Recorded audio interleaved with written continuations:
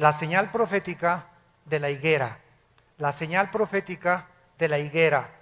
Mateo 24, versículos 32 al 34, dice así.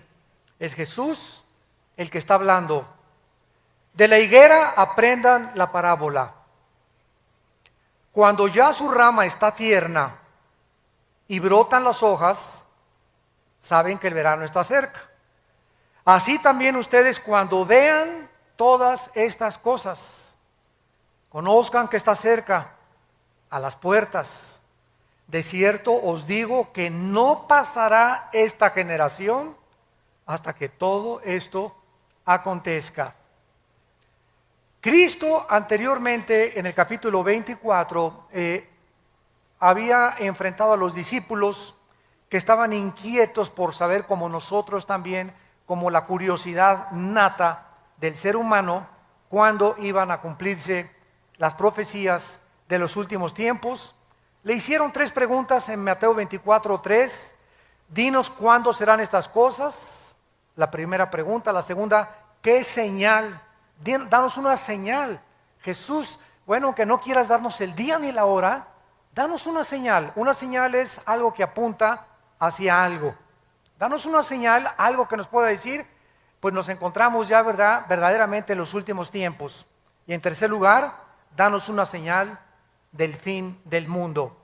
Entonces Jesús comienza a describirles en el capítulo 24 algunos eventos que iban a preceder su segunda venida, muchos de los cuales se han cumplido y se están cumpliendo delante de nuestros ojos. Por ejemplo, el versículo 5 dice: vendrán muchos en mi nombre diciendo, yo soy el Cristo, y a muchos se engañarán. O sea, una de las señales de Jesús es que comenzarían a levantarse falsos mesías. Los más notables han sido Sun Myung Moon, líder de la iglesia, fundador de la iglesia unificada, un coreano que dice que es Cristo. David Koresh, muerto en Waco, Texas. Arifin Mohammed, de Malasia. Y últimamente Sergei Torop, de Rusia, que dice que es Cristo, y la gente está en una colina yendo con él y está fundando él el milenio.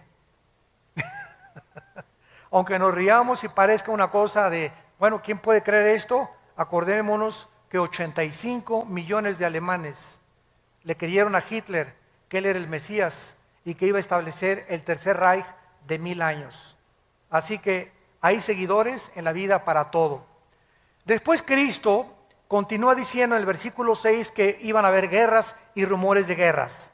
No fue hasta el siglo XX, siempre ha habido guerras, pero no fue hasta el siglo XX que tuvimos las primeras 2 guerras mundiales.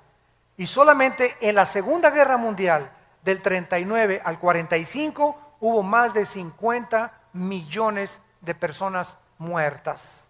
El siglo XX puede ser clasificado como el siglo de las guerras, de las pestes, de las hambres, de los terremotos jamás antes vistos. Existen muchas señales de la venida de Cristo, así como las hubo de su primera venida. Pero solamente aquí en el siglo XXI, vean ustedes el terremoto de Chile, 9.2 grados, movió 5 centímetros el eje de la Tierra.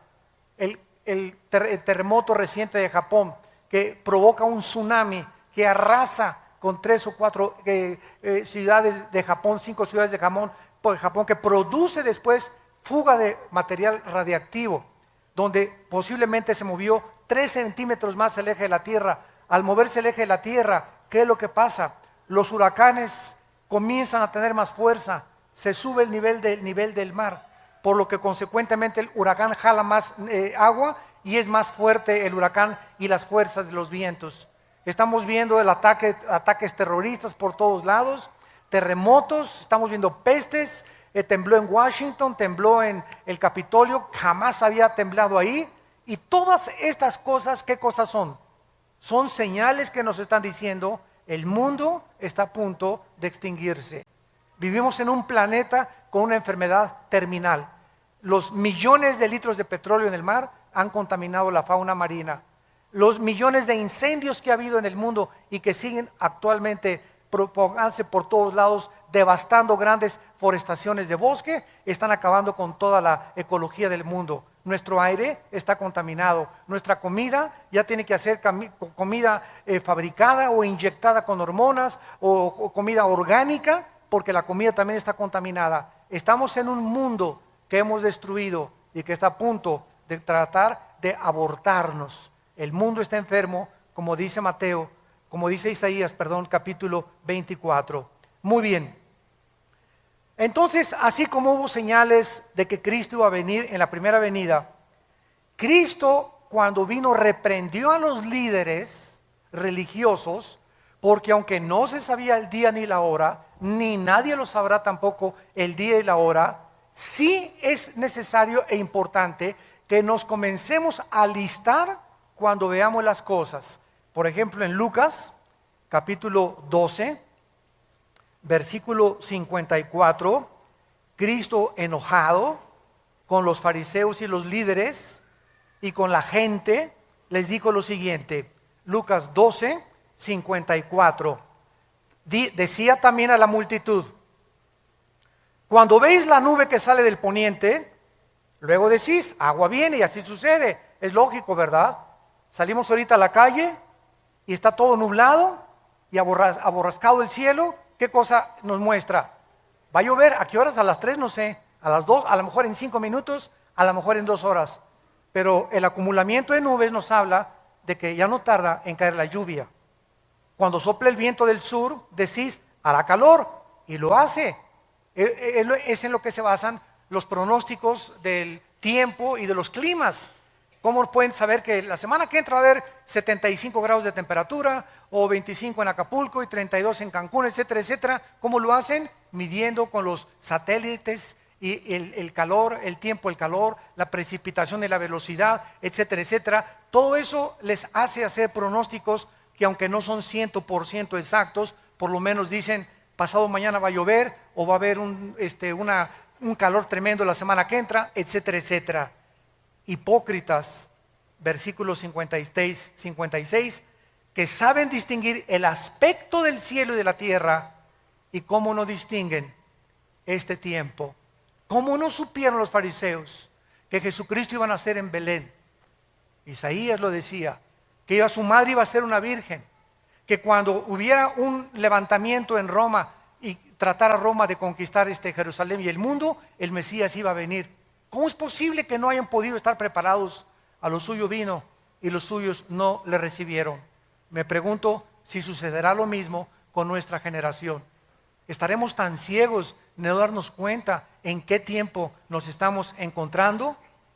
Jesús comparó estos eventos en Mateo 24, 8 con dolores de parto. Dice en Mateo capítulo 24, versículo 8, todo esto será principio de dolores, que son los dolores, la palabra griega, que experimenta una mujer cuando va a parir. Una mujer cuando va a parir, ¿cómo comienzan los dolores? Comienzan con contracciones cada vez más fuertes, cada vez más fuertes, cada vez más fuertes, van aumentando en intensidad y en dolor, hasta que se revienta la fuente de agua, ¿verdad? Y entonces la mujer tiene que ser internada inmediatamente en un hospital. Entonces Cristo dijo que los terremotos, los huracanes, los tsunamis, toda la descomposición ecológica iba a ir aumentando, aumentando, aumentando, como lo estamos viendo con nuestros ojos. Los terremotos son cada vez más fuertes, producen más daños, los huracanes son cada vez más devastadores, los tsunamis están comenzando a inundar ya grandes cantidades y grandes costas en los continentes del mundo. ¿Y quién puede estar ciego a lo que está pasando en Israel? Lo que va a pasar en 2 o 3 días. Esto es increíble a la luz de la Biblia. Muy bien, vamos a ver ahora que la Biblia nos revela que los cristianos sí podemos conocer los tiempos acerca de la segunda venida de Cristo. Veamos esto en Primera de Tesalonicenses, capítulo 5, versículos del 1 al 5. Primera de Tesalonicenses, capítulo 5, los primeros 5 versículos. Y dice el apóstol Pablo, acerca de los cronos, se tradujo tiempos, o sea, el tiempo cronológico. Y acerca de las ocasiones, ponlo en tu Biblia ahí, kairos, o sea, tiempos específicos. Una cosa es cronológicos, otra cosa es específicos. O sea, acerca de la cronología de los tiempos y el tiempo específico de algún evento, no tiene necesidad, hermanos, de que yo les escriba. Porque vosotros sabéis perfectamente. Debemos los cristianos tener este conocimiento, que el día del Señor vendrá como ladrón, que cuando digan paz y seguridad, no es hasta que haya un tratado de paz en el mundo, donde se diga algún dictador, ya basta de guerras entre árabes y judíos, ya basta de problemas en el mundo, como lo hizo Hitler en 1932 al 34. Alemania estaba azotada por el comunismo, se formó el Partido Nacional Socialista, no había trabajo, el orgullo alemán estaba hasta los suelos después de que perdieron la Primera Guerra Mundial, era una población, un grupo humillado ante el mundo, y llega una voz del Führer, de Hitler: yo saco a Alemania, comienza a darle el empleo a todos, fabrica, producen la Porsche, se produce el carro Volkswagen, que Hitler dijo: le voy a dar un premio al mejor diseñador de autos que me haga un carro para el pueblo. La palabra Volks significa pueblo en alemán, Wagen en alemán significa pueblo. Entonces Volkswagen significa el carro del pueblo. Y pues hasta el momento, ¿verdad?, ha sido un carro increíble desde la Segunda Guerra Mundial. Y sacó a Alemania totalmente del pozo de desesperación en que se encontraban. Y 85 físicos, matemáticos, doctores, licenciados, abogados, maestros de escuela, no estoy hablando de indígenas, 85 millones de profesionistas, de personas cultas, de personas que fueron a la universidad con premios, nobeles, etcétera, etcétera, votaron por Hitler y le creyeron a Hitler. ¿No le creerán al anticristo? Cuando el anticristo va a hacer señales sobrenaturales, lo van a tomar como un extraterrestre al anticristo, va a hacer llover fuego del cielo, va a hacer que su imagen aparezca de repente por todos lados, van a creer que realmente los extraterrestres ya aterrizaron en la tierra y van a traer la época del acuario que el diablo ha promovido en el mundo desde hace muchos años. Entonces dice el apóstol Pablo, versículo 3, cuando digan paz y seguridad, vendrá destrucción repentina como los dolores a la mujer encinta y no escaparán. Escuchen con atención lo que dice Pablo. Mas vosotros, hermanos, o sea, todos nosotros los cristianos, no estamos en tinieblas para que aquel día nos sorprenda como ladrón. Dios no quiere que nosotros seamos sorprendidos de repente y voltees y tu esposa desapareció y tus hijos desaparecieron y millones de bebés en los hospitales recién nacidos desaparecieron y pilotos con aviones se van a estrellar en el mar porque el piloto desapareció. Choferes van a congestionar las carreteras internacionales porque desaparecieron de repente manejando. Va a haber un caos y una confusión en el mundo entero de la desaparición de millones de personas. Tú vas a ser de aquellos que vas a decir: ¿qué pasó? ¿Dónde está mi vieja? ¿Dónde está mi viejo? ¿Dónde están mis hijos? No, ¿verdad? Dios no quiere que nosotros seamos como ladrón. Vendrá a los incrédulos, pero no a nosotros. Métete eso en tu cabecita. Ustedes no están en tinieblas para que aquel día los sorprenda como ladrón, porque ustedes son hijos de la luz. Somos hijos del día. Dios quiere que tengamos luz, que sepamos en qué tiempo nos encontramos. No somos de la noche ni las tinieblas, por tanto no durmamos como los demás, sino velemos y seamos sobrios. Es tiempo de que sepas que para esta hora has nacido. Es tiempo de los guerreros de Dios. Es tiempo de tomar la bandera de la verdad y decir: ¿de qué camiseta te pones? ¿De Chivas o América? Imagínate una persona que llega al estadio con la camiseta Chivas aquí y América abajo. Oye, por favor, no, yo soy de los dos. Nadie puede ser así. ¿Eres o no eres de uno o del otro? Báñate. O imagínense Barcelona y Real Madrid, ¿no? Por favor. Cristiano y mundial. No puedes. Es tiempo que nosotros decidamos verdaderamente que para esta hora hemos nacido, para levantar la bandera de la verdad, para predicar a Cristo, para seguirlo, para velar, para guardar nuestros corazones, a nuestros amigos, ganarlos para Cristo, hablarles de Cristo. ¿Por qué? Porque en cualquier momento podemos desaparecer, en cualquier momento puede venir Cristo por nosotros. Muy bien, todo lo dicho anteriormente fue en respuesta a la pregunta, ¿qué señal habrá de tu venida y del fin del siglo? Sin embargo, vamos otra vez a Mateo 24, a nuestro pasaje, versículo 32 y 34, que vamos a examinar con lupa. Sin embargo, la señal más importante, síganme con mucho cuidado, más que los terremotos, más que las pestes, más que las hambres, más que cualquier otra cosa, la señal más importante, el termómetro de Dios se encuentra en la nación de Israel. Israel es el termómetro de Dios. Dios escogió un puntito insignificante en el Medio Oriente, comparado con las 22 multimillonarias naciones árabes que rodean a Israel. Un puntito insignificante. Los judíos no son mejores que los mexicanos, ni que los árabes, ni que los palestinos, ni que los rusos.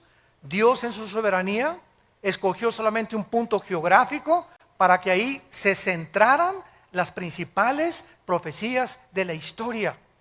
Para que de ese punto geográfico saliera la Biblia. Para que de ese puntito geográfico naciera el Mesías, el Hijo de Dios. Y si hubiera escogido México, los ingleses hubieran dicho, ¿y por qué no nosotros? Y si hubieran escogido a Francia, ¿y por qué no los alemanes? La cuestión es que a Dios le dio la gana, no te iba a preguntar a ti ni a mí, a escoger un punto geográfico y una nación, y Él escogió Israel. ¿Y quién va a contradecir a Dios? ¿Por qué escogiste Israel? Vuelvo a repetir, no fue porque fueran mejores, porque se los dijo en Deuteronomio 7, sino porque los amé y porque quiero que mis profecías se cumplan a través de ustedes. Entonces Dios escoge Israel y desde 1948, 14 de mayo de 1948, el Estado libre, independiente y soberano de Israel, ante los ojos estupefactos del mundo entero, se constituye como una nación en un día. Cumpliendo la profecía de Isaías 66, ¿podrá nacer una nación en un día? Pues ha sido Israel la única de la historia. Este es importante porque tenemos que preguntar dos preguntas para contestar nuestro pasaje. Número uno, ¿quién representa la higuera? Porque dice el pasaje, Mateo 24:32, de la higuera aprendan la parábola.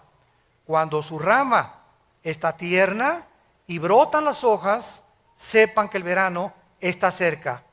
Y la segunda pregunta que tenemos que contestar es, ¿cuánto tiempo involucra una generación? Si podemos descifrar estas dos claves, ¿quién es la higuera y cuántos años constituyen una generación a los ojos de Dios en la Biblia? Tenemos bastante información para darnos cuenta que nos encontramos en esa generación, que no pasará hasta que todo acontezca. Sigamos leyendo y sigamos estudiando.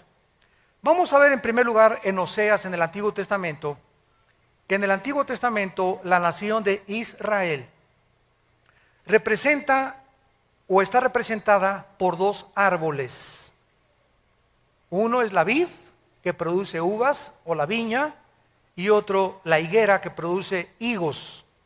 Dice en Oseas 9, versículo 10, ¿ya lo tienen? Como uvas en el desierto, hallé a Israel.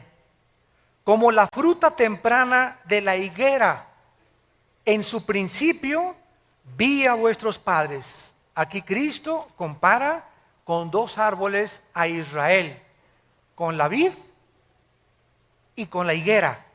Pero es interesante, ¿verdad?, que la higuera es la última planta del año en florecer. Hay 3 árboles en la Biblia: el olivo, que representa las bendiciones. Dice en Romanos 11 que fuimos injertados en el olivo. Nosotros somos el olivo silvestre, el olivo original es de Israel. El olivo representa las bendiciones que vienen con el Espíritu Santo. La vid representa el sistema religioso, la viña. Isaías 5, planté una vid y vine a buscar fruto y no la encontré. Y esta misma parábola de Isaías 5, representando la vid, Cristo dice cuando vio la higuera, la maldijo, que era una profecía más adelante de que Israel atraería la maldición sobre sus vidas por haber rechazado al Mesías. Y en tercer lugar, la higuera representa la resurrección nacional de Israel. Entonces tenemos el olivo, tenemos la vid y tenemos la higuera. Pero cuando Cristo, de los 3 árboles, escoge la higuera para decirnos: cuando reverdezca, cuando resucite, cuando otra vez ante los ojos del mundo Israel vuelva a levantarse después de más de 2000 años de que no tenían patria, gobierno ni sistema religioso, sepan que se acerca el verano. Quiero decirles con más exactitud que esta generación no pasará hasta que se cumplan todas estas cosas. Vemos también en Lucas capítulo 13 acerca de la higuera que Cristo nos está describiendo. Dice Lucas 13, versículo del 6 al 9. Dijo también esta parábola: tenía un hombre una higuera plantada en su viña, y vino a buscar fruto en ella y no lo halló. Y dijo al viñador: he aquí hace 3 años que vengo a buscar fruto en esta higuera y no lo halló. Córtala. ¿Para qué inutiliza también la tierra? Él entonces respondiendo les dijo: Señor, déjala todavía este año hasta que yo cabe alrededor de ella y la abone, y si diere fruto bien, y si no la cortarás después. ¿A quién se refería? A Israel. Vino Cristo al mundo y no a lo suyo vino. ¿Quiénes eran los suyos? Los judíos. Cristo vino a los judíos y después pasó a los gentiles el evangelio, pero el evangelio vino a predicarse primero a los de su pueblo, a los judíos, porque de ahí iban a ser el Mesías, de ahí nació. Entonces Cristo no encontró fruto y lo compara con un árbol, por eso se llama parábola, porque es una verdad espiritual ilustrada con una verdad o con la ecología o con los árboles, los pájaros, las plantas. Cristo ilustra todo lo que está aquí terrenalmente con las cosas del cielo para que las entendamos. Vemos pues aquí otra vez que la higuera representa a la nación de Israel. Ahora, el hecho de que Cristo tenía en su mente a Israel se confirma aquí mismo en este capítulo, versículo 34 y 35. Y Cristo grita: Jerusalén, Jerusalén, versículo 34, que matas a los profetas, apedreas a los que te son enviados. ¿Cuántas veces quise juntar a tus hijos como la gallina a sus polluelos debajo de sus alas, y no quisiste? Vean ustedes la maldición. He aquí vuestra casa os queda desierta, y os digo que no me verán hasta que llegue el tiempo en que digan: Baruch Hashem Adonai Elohim, bendito sea el que viene en el nombre del Señor. ¿Va a decir lo mismo? Esto lo dijo como una nación, Dios lo va a decir como contigo. Voy a ver ahorita, Pancho tiene ya 5 años de cristiano, me voy a ir a asomar a su casa, a ver si lee la Biblia, a ver si ora, a ver si en su escuela está hablando de Cristo, a ver qué películas ve. Voy a buscar fruto en la vida de Pancho. Voy a buscar fruto en la familia Díaz, a ver cómo está esa familia. Dios nos examina y Dios busca fruto en nuestras vidas. No nos engañemos de que seamos cristianos si no estamos produciendo fruto. Aunque seas hijo de pastor, aunque tu mamá sea la monja de Zacanicapatlán, Aunque tu tía sea obispo, aunque hayas nacido en un hogar cristiano, eso no garantiza que seas cristiano. A lo mejor eres religioso, pero tú no tienes una relación con Cristo personal. Entonces Cristo viene a buscar fruto en nuestras vidas. Cuando Él venga, los cristianos que estén con fruto serán cortados y llevados con Él. Pero los que no produjeron fruto, Él lo está profetizando. Vine a buscar fruto y no lo encontré. Este es un mensaje de Israel que hizo Cristo. ¿Terminó con Israel hace 2000 años? No, dijo, me voy a esperar a ver si da fruto. Entonces la iglesia vino a tomar todo el lugar en estos 2000 años y ahorita no hay judío, ni gentil, ni griego, ni italiano, ni inglés. Sin embargo, la Biblia nos dice que Dios no ha terminado con Israel. Romanos 9, 10 y 11. No ha terminado con Israel. Una cosa es la salvación individual, otra cosa son las profecías nacionales. Israel se va a convertir en el trono de Dios. La nueva Jerusalén va a descender sobre la tierra de Israel. Ahí va a estar los cuarteles generales del universo. Dios habita ahorita en el tercer cielo. La Biblia dice que Dios va a dejar el tercer cielo. El Padre, estoy hablando, no el Hijo. El Padre va a dejar el tercer cielo y va a bajar a la tierra en Israel, en Jerusalén, a poner su trono. ¡Qué maravilloso! Va a cambiar su trono de arriba a estar aquí con nosotros. El Dios y Padre del universo. Y nosotros a su alrededor reinando con los siglos por Él. Vemos pues entonces claramente, ¿verdad?, acerca de esto. Ahora dice el capítulo 21 de Mateo, versículos 18 y 19, Mateo 21, 18 y 19, la maldición de la higuera. Por la mañana, volviendo a la ciudad, tuvo hambre y viendo una higuera, está hablando de Jesús, cerca del camino vino a ella. Y no halló nada, sino hojas solamente. Y le dijo, nunca jamás nazca de ti fruto. Y luego se secó la higuera. Viendo los discípulos que se han maravillado, ¿cómo es que se secó enseguida la higuera? Bajo el Nuevo Testamento, para que entendamos este pasaje, los judíos tenían que presentarse 3 veces al año delante del Señor en la ciudad de Jerusalén. Jesús mismo vino a la ciudad de Jerusalén, vía Jericó, porque era el camino que siempre tomaba Cristo para llegar a Jericó, y en varias ocasiones fue a Jerusalén Cristo para celebrar, ¿se acuerdan las bodas de Caná, los tabernáculos, el Yom Kippur? Lo vino a celebrar Cristo en Jerusalén. Uno de esos días en que Cristo iba a Jerusalén, se encontró con la higuera, que sin duda en los viajes anteriores la había visto. Pregunta, ¿por qué no la maldijo antes, verdad? Lo vamos a ver. Pero el día precisamente en que él maldijo la higuera fue el día de su entrada triunfal a Jerusalén, cuando observó que no tenía fruto. Al llegar a Jerusalén, fue recibido como el Mesías, Hosana, el que viene en el nombre de Jesús, por la mayor parte de la gente.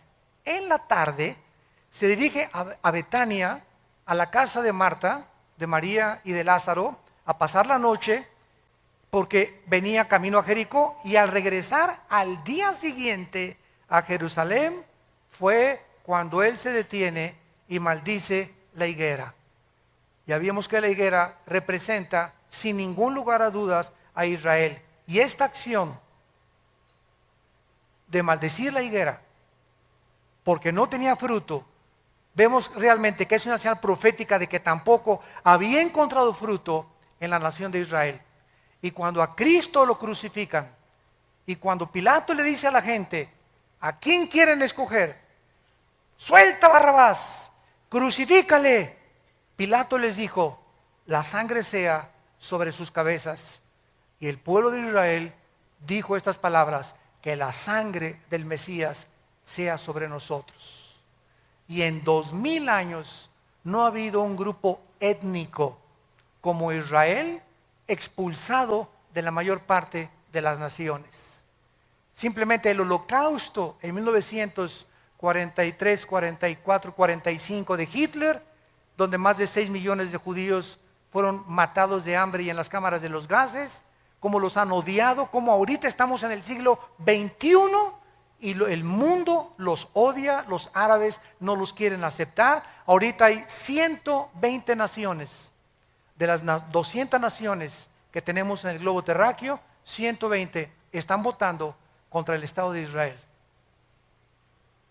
La única nación que lo ha defendido ha sido Estados Unidos. ¿Por qué Estados Unidos desde la Segunda Guerra Mundial, señores sociólogos, historiadores, comunistas y ateos que nos visitan y que nos ven por la televisión? Pregúntate por qué Estados Unidos ha sido bendecido. ¿Por qué le tienes tanta envidia a Estados Unidos?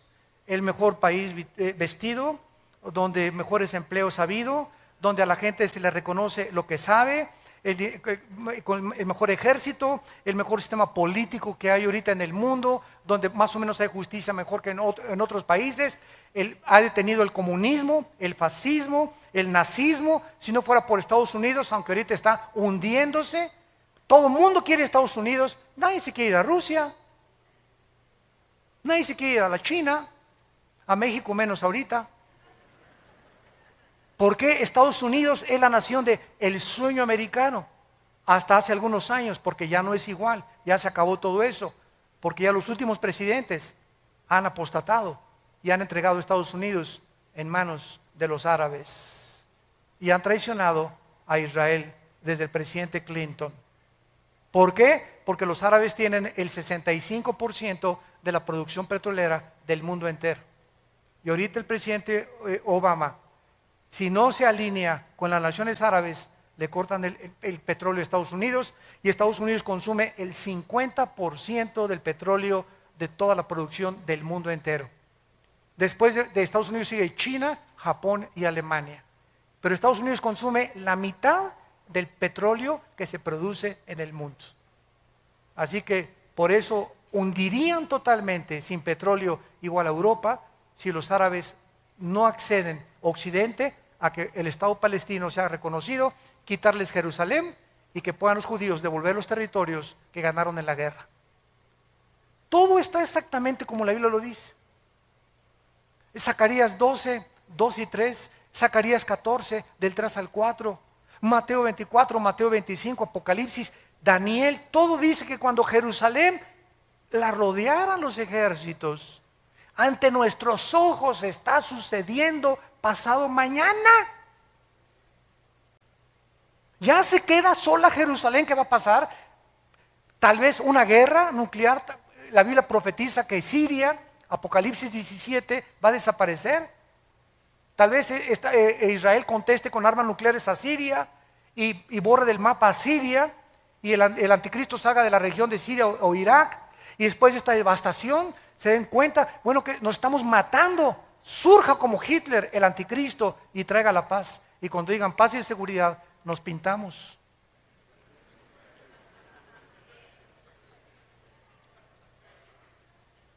Todo está sucediendo exactamente como la Biblia lo determinó.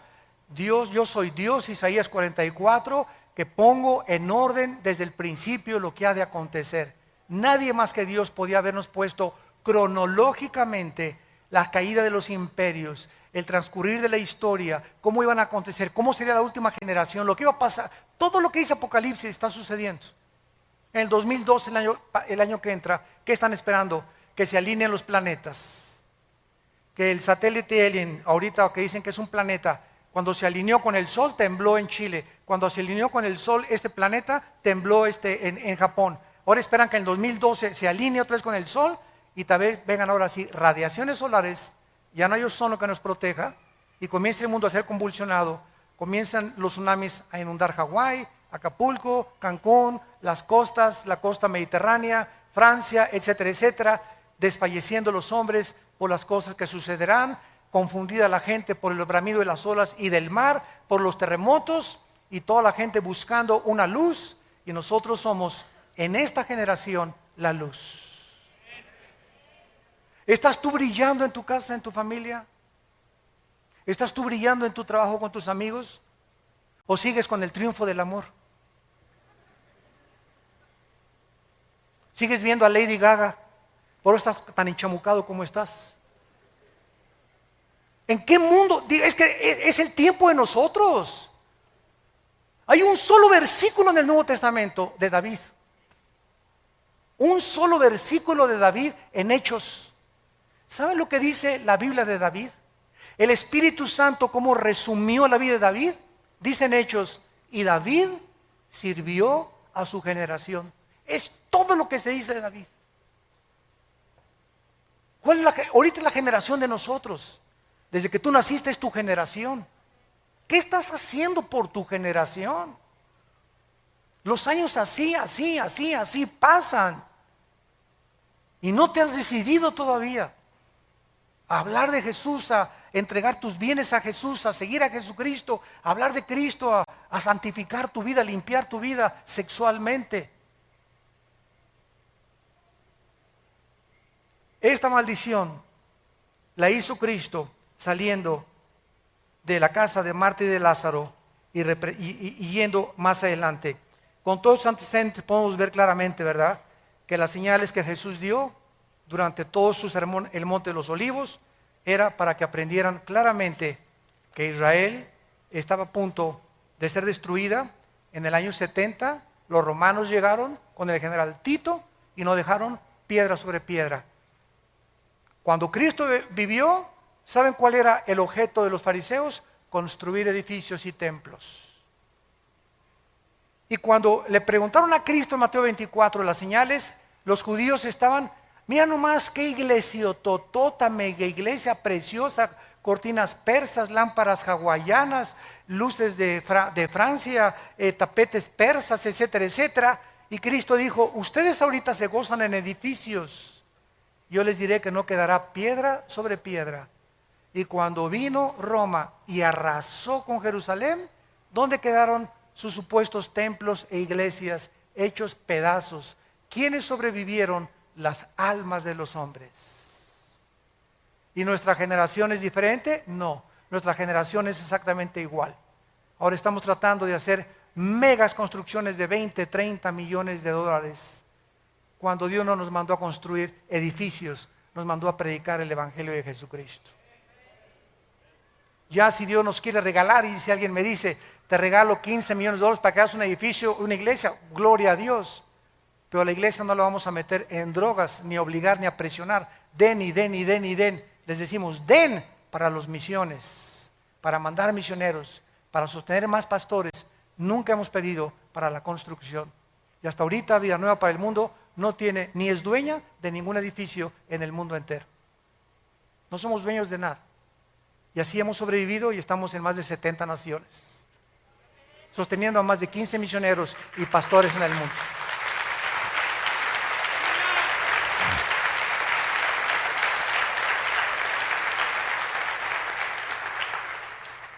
Los judíos pues fueron dispersados a los 4 confines de la tierra, quedaron por tierra cerca de más de 2000 años.